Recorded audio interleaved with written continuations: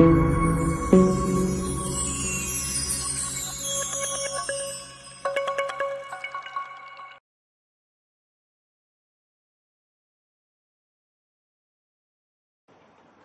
हम अपनी आज की इस वर्णोच्चारण शिक्षा की कक्षा का विधिवत प्रारंभ करते हैं। परमपिता परमात्मा की महती अनुकंपा से उनकी बनाई हुई उत्तम व्यवस्थाओं में आज हम सबको वह पुनः सौभाग्य प्राप्त हुआ है कि हम सभी मिलकर वर्णोच्चारण शिक्षा पढ़ने के लिए यहाँ उपस्थित हुए हैं। सभी एक व्यवस्थित और अनुकूल आसन में बैठ जाएंगे। यह सुनिश्चित करेंगे कि जितने समय तक हमारी यह कक्षा चलेगी उतने समय तक हम अपनी सभी बाह्य वृत्तियों को, बाह्य कर्मों को, बाह्य क्रियाओं को रोक कर रखेंगे, स्थगित कर देंगे, जिससे कि संपूर्ण एकाग्रता, संपूर्ण आंतरिक वृत्तियां कक्षा के विषय पर ही लगी रहें। साथ ही परमपिता परमात्मा से ऐसी प्रार्थना भी करेंगे कि हे परमपिता परमात्मा, आप हमें वह सामर्थ्य दीजिए कि जिससे हम इस वर्णोच्चारण शिक्षा जैसे महत्वपूर्ण विषय को सरलता से, शीघ्रता से सीख पावे, समझ पावे और इसे अपने व्यावहारिक जीवन का भी हिस्सा बना पावे। आप हमें वैसी योग्यता दीजिए। ऐसी उत्तम और शुद्ध भावनाओं के साथ हम सब मिलकर 3 बार परमपिता परमात्मा के मुख्य और निज नाम ओम का उच्चारण करेंगे।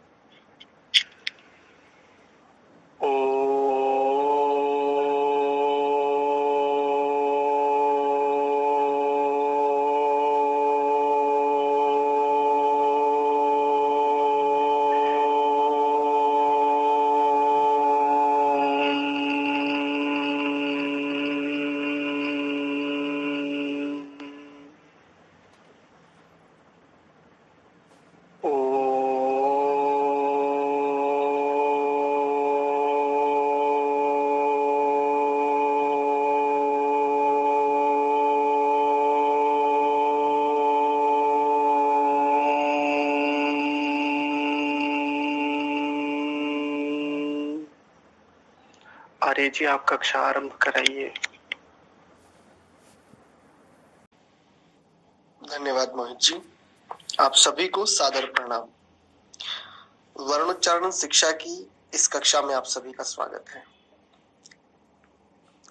कल हमने पंचम प्रकरण को पूरा देखा था। आज हम छठे प्रकरण का आरंभ करेंगे। उससे पूर्व यदि आप में से किसी का कोई प्रश्न हो वर्णोच्चारण शिक्षा को लेकर के, तो आप अपने प्रश्न को रखिए। यदि प्रश्न नहीं है तो फिर हम छठे प्रकरण को आरंभ करेंगे, क्योंकि 5वें प्रकरण की पुनरावृत्ति हम कर चुके हैं सभी मिलकर के। आचार्य जी नमस्ते। जी नमस्ते जी। गलती से उठ गया था आचार्य जी। अच्छा कोई बात। एक मेरा प्रश्न है जी, कोई ऐसा वाक्य बोल के या लिख के बताओ जिसमें हमें लोहे जैसी आवाज, ऊन जैसी, काठ जैसी आवाज निकले, जिससे हमें पता चल जाए यहाँ हमें ऊपर बोलना, नीचे बोलना है। जी, उसमें तो बड़े व्यवस्थित रूप से निर्धारण किया ही है। जैसे आप देखेंगे जो प्रथम वाला था उसमें उन्होंने बड़ा अच्छा विश्लेषण किया था कि इन वर्णों में लोहे के गोले के समान, इन वर्णों में काष्ठ के गोले के समान और इन वर्णों में ऊन के गोले के समान। वो तो उन्होंने देखा ही था। फिर भी चलो आपकी दृष्टि से थोड़ा स्पष्ट किए देते हैं। हाँ जी हाँ जी। आप ये कहना चाह रहे हैं कि किसी भी वर्ण की दृष्टि से स्पष्ट हो जाए कि इस वर्ण में लोहे के गोले के समान है और इसके ही अनुसार जो अन्य वर्ण होंगे उनमें लोहे के गोले के समान, ठीक ऐसे ही काष्ठ के गोले के समान कौन सा वर्ण है और ऊन के गोले के समान कौन सा वर्ण, ऐसा कह रहे हैं ना आप? हाँ जी, कोई वाक्य में बोल के बताइए जी जिसमें हमें ये पता लगे। ठीक है, जैसे क, च, छ, प, फ, ब, ड, द, इन सब में यदि देखेंगे आप, इन सब में जो पीछे से प्राण धकेल रहा है ना, वो कैसा है? अधिक प्राण है। तो वो जो प्राण का आधिक्य है उसी को कह दिया कि लोहे के गोले के समान। ठीक है, ऐसे ही जब आप देखेंगे 4 वर्ण केवल ऐसे हैं जिनमें काष्ठ के गोले के समान उच्चारण होता है, य, र, ल, व। इनमें भी यदि आप प्राण को देखेंगे तो प्राण का आधिक्य नहीं है, यानी श्वास का जो एक दबाव है वो कैसा है? बहुत न्यून सा है, पहले वाले की अपेक्षाकृत उससे तनिक न्यून है। तो केवल 4 वर्ण काष्ठ के गोले के समान।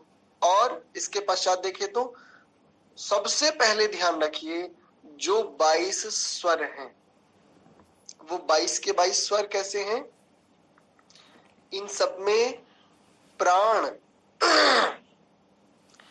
का जो दबाव है उसको जी उन्होंने कहा है वायु का ताड़न।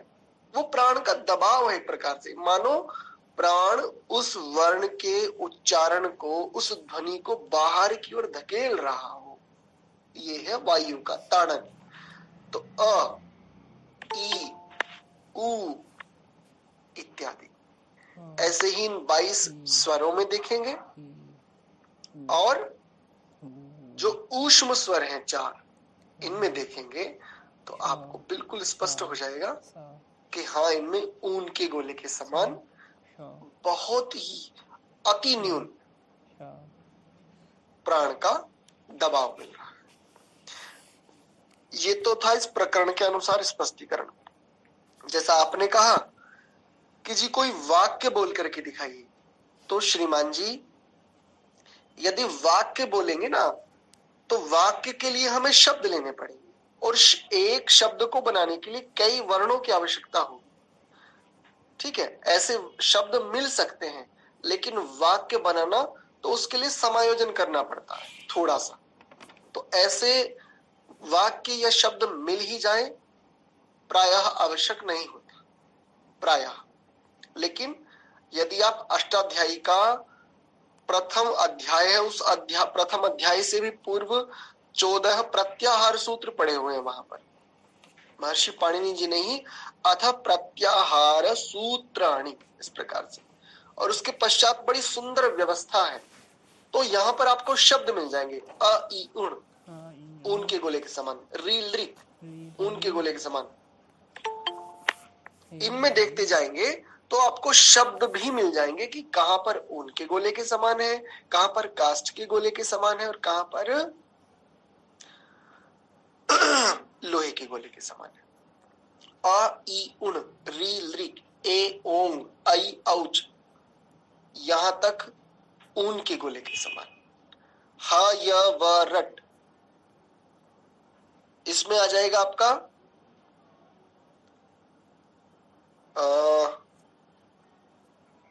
शादी, यानी हाँ, इनमें भी उनके गोले के समान। हा, या, व, रट, हा, ये तो उसमें आ जाएगा उनके गोले के समान। और वा जो है ये कास्ट में आ जाएगा, रा भी कास्ट में आ जाएगा, हा, या, व, रट, लण। तो इस प्रकार से वहां पर एक समायोजन है, वहां पर भी बड़े ध्यान से देखना पड़ेगा। जैसे मैं बता रहा हूं, शब्द एक ही है, ह, य, व, रट, एक प्रत्याहार सूत्र है, लेकिन इसमें हकार जो है ये ऊन के गोले के समान, य और व जो है वो और र ये भी उनके गोले के समान। ठीक है जी। और ठीक है। हाँ, यहाँ पर भी यदि प्रकरण को देखेंगे तो प्रकरण भी यहाँ वर्णों के उच्चारण की शिक्षा, वर्णों की शिक्षा है एक तो, और उनके उच्चारण की शिक्षा। वर्णानाम उच्चारणम तस्य शिक्षा इति वर्णोच्चारण शिक्षा। ऐसा यदि आप समूह देखेंगे तो समूह के डिस्क्रिप्शन में मैंने एक निरुक्ति इस प्रकार से डाल रखी है, वर्णानाम उच्चारणम तस्य शिक्षा इति वर्णोच्चारण शिक्षा, इस रूप में।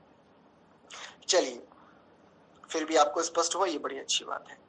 अथ षष्ठम प्रकरणम अवर्णो ह्रस्व दीर्घ प्लुतत्वाच्च त्रैश्वर्योपनयेन चानुनासिक्य भेदाच्च संख्यातोष्टादशात्मकः एवमी वर्णादयः।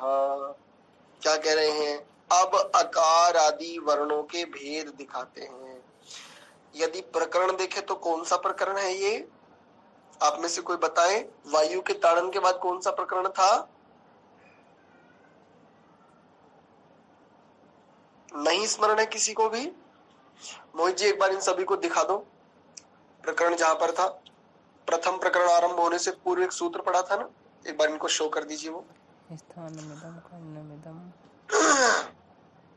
प्रयत्नो वायु। तो देखो यहाँ पर स्थानम पीड़यति, तो ये कौन सा प्रकरण है? पीड़यति वृत्तिकारः। देखा इसके नीचे वृत्तिकारः। स्थानम पीड़यति वृत्तिकारः, ये वृत्तिकार प्रकरण है। ठीक है, चलिए नोट कर लीजिए, या आपके पास यदि ये पुस्तक है तो उस पुस्तक के ऊपर नोट कर दीजिए वृत्तिकार प्रकरण। ठीक है, देखिए यहाँ पर अब अकार आदि वर्णों के भेद दिखाते हैं। भेद क्या है? इस पुस्तक में जो आप प्रकरण पढ़ रहे हैं ना, उन प्रकरणों को मूल रूप में आप पहले पढ़ चुके हैं। जैसे योग दर्शन आप पढ़ेंगे तो योग दर्शन में सबसे पहले कौन सा पाद है? समाधि पाद। और समाधि पाद किन कैसे चित्त वालों के लिए है? तो समाहित चित्त वालों के लिए, जिन्होंने पूर्व जन्म में योगाभ्यास आदि किया है, जिन्होंने पूर्व जन्म में अर्जन किया है योग की दृष्टि से, उन लोगों के लिए। उसके बाद क्या है? साधन पाद इत्यादि। ठीक यहाँ पर भी इस ग्रंथ में भी आप देखेंगे तो प्रथम प्रकरण आरंभ होने से पूर्व जो अभी आपने देखा स्थानमिदं कर्णमिदं वाला श्लोक, इससे पूर्व जो आपने पढ़ लिया ना, बिल्कुल ठीक ये समझिए कि वो समाहित चित्त वालों के लिए, अतीव बुद्धिमान लोगों के लिए था। अब जो आगे आप पढ़ रहे हैं ना, जो अपने पीछे सार रूप में देखा है, पूरी पुस्तक का कंक्लूजन एक बार निकालते हैं ना हम, कई बार किसी एक टॉपिक का कंक्लूजन निकालते हैं, तो उसी की अब आप विस्तार से विस्तृत चर्चा देख रहे हैं, उसकी और गंभीरता को समझ रहे हैं। तो संशय में मत आइएगा कि ये तो हमने पहले पढ़ लिया। और कई बार होता क्या है, जब हम कुछ विषय को, मान लो विषय है जल, अब जल विषय किसी ने लिया और जल के विषय में हमने पहले से भी सुना हुआ है कुछ, लेकिन जल को अगर कोई वक्ता उस पे बोलेगा जल की मेरा आज का विषय जल है, इस पर मैं बात करूंगा, तो अधिकांश व्यक्ति सोच लेते हैं अच्छा जल पे बात करेंगे, ओहो अरे जल पे क्या बताएंगे, हमें तो पहले से पता है। तो ऐसी मानसिकता बनाएंगे तो हो सकता है बड़े उत्तम मोती से आप वंचित रह जाएं। अस्तु, अब अकारादि वर्णों के भेद को दिखाते हैं। अकार के उदात्त, अनुदात्त और स्वरित भेद है। और एक बात समझाइए, अकार के उदात्त, अनुदात्त और स्वरित भेद है। उदात्त उच्च स्वर से, अनुदात्त निम्न स्वर से, और स्वरित मिश्रित स्वर। और जब इन एक एक के साथ, यानी अकार के उदात्त स्वर के साथ जब ह्रस्व उदात्त, ह्रस्व अनुदात्त, ह्रस्व स्वरित और इसी प्रकार दीर्घ और प्लुत के साथ लगाते हैं तब अकार के नव भेद हो जाते हैं। नव यानी नो। मैंने कहा था ना कि इनकी भाषा संस्कृत निष्ठ है, तो संस्कृत में नो को नव बोलते, नव ऐसे, अष्ट नव। और जब ये सानुनासिक भेद युक्त होते हैं तब इन नव नव के 18 भेद होते हैं। इसी प्रकार इकार आदि स्वरों में प्रत्येक के 18 भेद समझने चाहिए, परंतु इसको बाद में पढ़ेंगे, इसको समझ लीजिए पहले।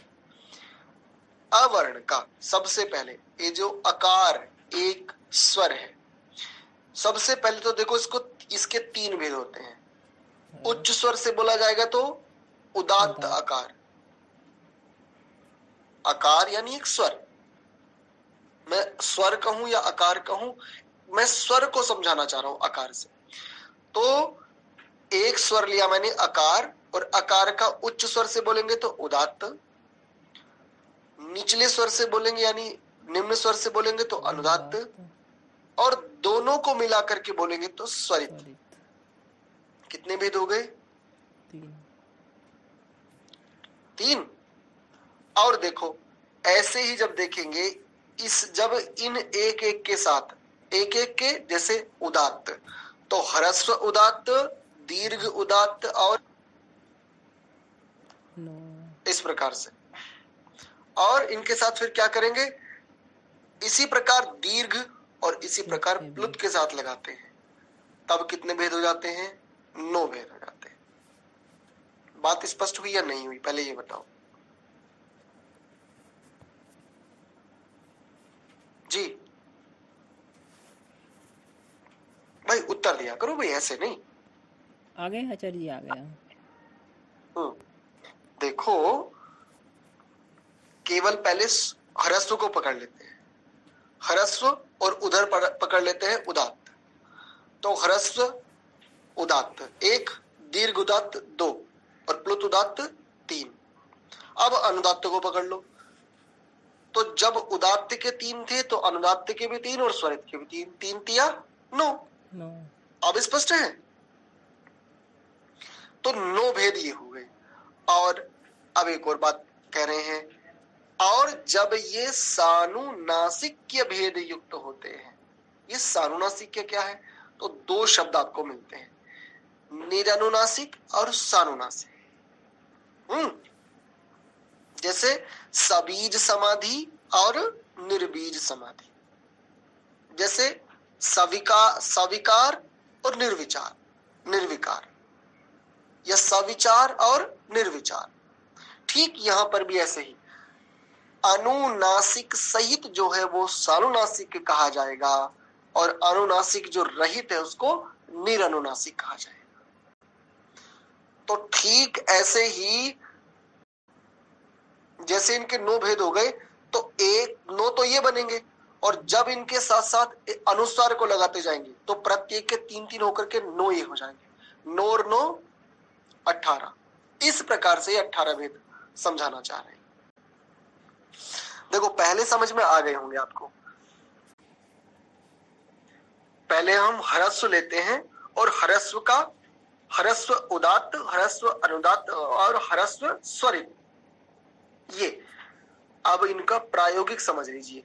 एक का प्रायोगिक समझ लेंगे तो आगे जो कह रहे हैं ना, इसी प्रकार इकार आदि स्वरों में प्रत्येक के 18 भेद समझने चाहिए, परंतु को बाद में समझाऊंगा। देखो जैसे मैं एक आ वर्ण को ले रहा हूं, तो आ का उदात्त ऊंचे स्वर से, ये हुआ निरनुनासिक, और सानुनासिक क्या हो जाएगा? अ। ठीक है, जैसे अंश, जैसे अंत। तो आ के साथ जो ये अनुस्वार मिल रहा है, ये इसका कैसा भेद हो जाएगा? सानुनासिक। स्पष्ट है ना? तो जैसे ह्रस्व उदात्त, ह्रस्व अनुदात्त, ह्रस्व स्वरित, तीन ये हुए निरनुनासिक, और इन तीनों के साथ में अगर हम अनुनासिक लगा देंगे तो तीन ही हो गए। अब प्रत्येक के छह हो गए ना, तो 6 तिया 18। इस प्रकार से 18 होते हैं। अब आपको स्पष्ट हुआ होगा। यदि किसी को स्पष्ट नहीं हुआ है तो हैंड रेज कीजिए। जी शोभा माता जी। ओम नमस्ते। जी नमस्ते। सानुनासिक और दूसरा अनुनासिक। जी सही बोल रही हूँ, गलत बोला मैंने? हाँ, आप म्यूट कर लीजिए, प्रश्न पूछ करके म्यूट कर लिया करें। जैसे आप बोल रहे हैं बिल्कुल सही बोल रहे हैं, लेकिन यहाँ पर दो चीजों को लेकर के आइए, सानुनासिक और निरनुनासिक। जैसे आप बोल रहे हैं ऐसे तीन हो जाएंगे, सानुनासिक, अनुनासिक और निरनुनासिक, इस प्रकार से। तो सानुनासिक और निर अनुनासिक, तो निर अनुनासिक में और रहेगा और सानुनासिक में उसमें अनुस्वार लग जाएगा, यही है? बिल्कुल ठीक है। ठीक है, समझ गए। अब परंतु को समझ लीजिए कि ये परंतु में क्या समझाना चाहते हैं। जब आपके प्रश्न का उत्तर आ जाया करे तो हैंड जो है रेज आपने किया उसको डाउन कर लिया करें। परंतु लृ वर्णस्य दीर्घा न सन्ति, परंतु जो लृ वर्ण है उसके दीर्घ भेद नहीं होते। जब ये आप तालिका को स्मरण करेंगे तो तालिका में लृकार का आपको दीर्घ भेद नहीं मिला होगा। कैसा मिला होगा? ब्लैंक, या तो ह्रस्व या तो प्लुत, दो भेद मिलते हैं। ठीक है, तो इस प्रकार से इसके कितने भेद हो जाएंगे भाई? एक के यदि 6 बनते हैं, निरनुनासिक और सानुनासिक, तो दो के कितने बन जाएंगे? 12। तो देखो क्या कह रहे हैं अगला सूत्र, तम 12 प्रभेदमाचक्षते, इसलिए लृकार को 12 भेद युक्त माना जाता है। अब आप ये प्रश्न कर सकते हो कि ये मिलता कहाँ है? तो वैदिक साहित्य में मिलता है आपको, वेदों की ऋचाओं में आपको ये मिलता है। संस्कृत की जो अन्य रचनाएं हैं यदि आप उसमें ढूंढना चाहेंगे तो आपको मिल भी सकता है और नहीं भी मिल सकता, क्योंकि ये आर्ष ग्रंथ है और ये आर्ष ग्रंथ जितने भी आर्ष ग्रंथ की कोटि में आए हैं या आते हैं, ये वेद को केंद्र में रख करके बनाए जाते हैं। किसी भी ऋषि के द्वारा कोई भी प्रणयन यदि किसी ग्रंथ का किया जाता है तो उनके केंद्र में वेद रहता है, वेद के अनुकूल होते हैं, इसलिए इनको आर्ष कहते हैं। तो ये जो आप पढ़ रहे हो, आपके मन में यदि ये प्रश्न आए यहाँ पर इसको पढ़ करके कि भाई इसका प्रयोग तो कोई मिलता नहीं तो हम पढ़े क्यों, तो देखो ये जीवन किस लिए है और क्यों है और कैसे इसको लेकर के चलना है, ये सब चीजें जिसने हमें दिया है ये जीवन, तो उसने एक बुकलेट जरूर दी होगी। जैसे मोबाइल खरीदते हैं तो उसके साथ एक बुकलेट आती है कैसे कैसे यूज करना है, तो जिसने भी हमें ये जीवन दिया तो उसने कोई बुकलेट जरूर दी होगी कि कैसे कैसे यूज करना है। और बुकलेट बिना पढ़े यदि हम यूज करते किसी भी प्रोडक्ट को तो संभावनाएं बिगाड़ की जाता है। तो यदि हम बुकलेट के बारे में ही नहीं जानते हैं तब तो समस्या है ही, जब बुकलेट नहीं लेते हैं तब तो समस्या है ही, और यदि बुकलेट को जान लेते लेकिन उसको पढ़ते नहीं है, उसमें जो दिया हुआ है उसको फॉलो नहीं करते हैं, तब भी समस्या हो। तो ये जो आप पढ़ रहे हैं ये वेद को केंद्र में रख करके पढ़ रहे हैं। यूं समझिए वेद को पढ़ने के लिए आपको अब चाबी मिल गई, ठीक है, ताला मिलेगा व्याकरण में जाकर के, अष्टाध्यायी जब आप लेंगे ताला वहां मिलेगा। जो लोग संस्कृत सीखते ना, सामान्य संस्कृत, जैसे प्रारंभिक रचनानुवाद कौमुदी, फिर रचनानुवाद कौमुदी, प्रौढ़ रचनानुवाद कौमुदी, इत्यादि जिस प्रकार की संस्कृत की पठन सामग्रियां पढ़ते हैं, यदि आप सोच रहे हो को वैयाकरण हो जाते ना, बस ये समझो कि उनको व्याकरण के कुछ नियमों को सरलता से उन तक पहुंचा दिया गया है। उनको एक स्पष्टता हो जाती है थोड़ी सी संस्कृत की सामान्य दृष्टि से कि भाई हाँ कहां पर क्या कैसे होता है, बस इतना मोटा मोटा। अस्तु, आगे देखिए। यदृच्छा शब्दे अशक्ति जानुकरणे वा यदा दीर्घा युस्तदा तदाष्टादश प्रभेदम ब्रुवते क्लीपका इति। अब जैसे देखो ब्रुवते लीपका इति, इस इति से पूर्व जो शब्द है ना, यदि आप इसको जूम करके देखेंगे तो आपको मिलेगा कि जो लावर्ण के नीचे जो री है ना, रिकार, वो दीर्घ वाला है। अब एक तो यह है कि लकार में रिकार लगा हुआ ऐसा, एक तो ये भी समझ सकते हो आप, और एक यदि ध्यान से देखेंगे तो अभी ऊपर क्या पढ़ते आ रहे हो, लृ वर्णस्य दीर्घान संति। तो ये कैसा है, दीर्घ लृ वर्ण जो है वो या तो ह्रस्व या तो प्लुत है इस रूप में। जैसे पितृणाम तो मिलता है ना। आइए, कह रहे हैं जिन लोगों के मत में यदृच्छा शब्द होते हैं अथवा जब उनका अशक्तिज के अनुकरण में प्रयोग करते हैं तब लृकार को दीर्घ मान के उसके भी 18 भेद कहते हैं। लृपका के इस प्रयोग में होते हैं। उदाहरण भी दिया मैंने, जो व्याकरण का ये जो बीच में लेकर के आया ना, आपको लगा होगा ये तो इससे तो विषय का कोई संबंध नहीं था, ये बुकलेट और व्याकरण ये सब क्यों घुसेड़ दिया, तो इसका संबंध इस सूत्र से। अभी आप जो पढ़ रहे हैं इसमें कहा ना कि लृपका व्याकरण में स्पष्ट होता है क्या है, ये यदृच्छा शब्द क्या होते हैं, ये स्पष्ट वहीं पर होता है।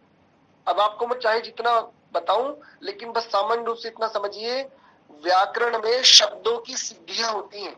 किस सूत्र ने क्या काम किया, अष्टाध्यायी का जो सूत्र होते हैं उस पर प्रथमा वृत्ति मिलती है ब्रह्मदत्त जिज्ञासु जी आदि की, और उसके पश्चात पंडित युधिष्ठिर मीमांसक जी आदि का, तत्पश्चात अनेकों वृत्तियां मिलती हैं, और फिर महर्षि पतंजलि जी का हमें महाभाष्य प्राप्त होता है। तो इन सब में जब शब्दों की सिद्धि करते हैं तो वहां पर ये स्पष्टता होती है। और ये जो यदृच्छा शब्द होते हैं ना, वो प्रयोग के लिए, वैयाकरण के प्रयोग के लिए अशक्तिज, ये इसमें दो शब्द आपको मिलेंगे अशक्तिज के अनुकरण में।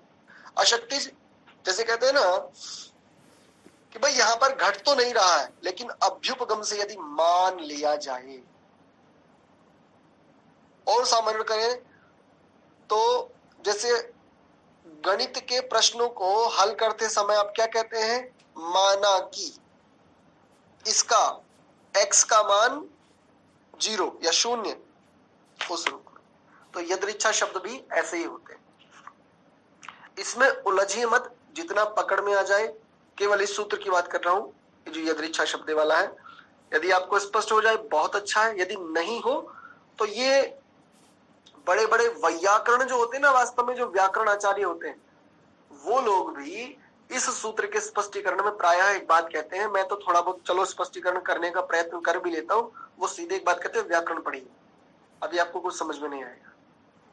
बस जब मैंने ये वर्णोच्चारण शिक्षा जो आप पढ़ रहे हैं, मैंने 3 आचार्यों से पढ़ी थी, 3 आचार्यों से इस छोटी सी पुस्तक को पढ़ा था मैंने। जानते हो तीनों आचार्यों ने क्या कहा था व्याकरण में, आपको स्पष्ट होगा।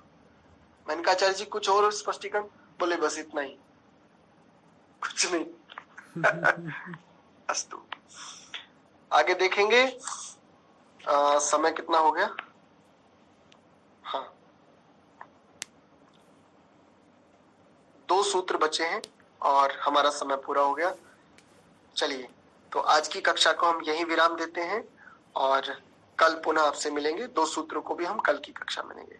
आप सभी का बहुत बहुत धन्यवाद। सभी को सादर प्रणाम।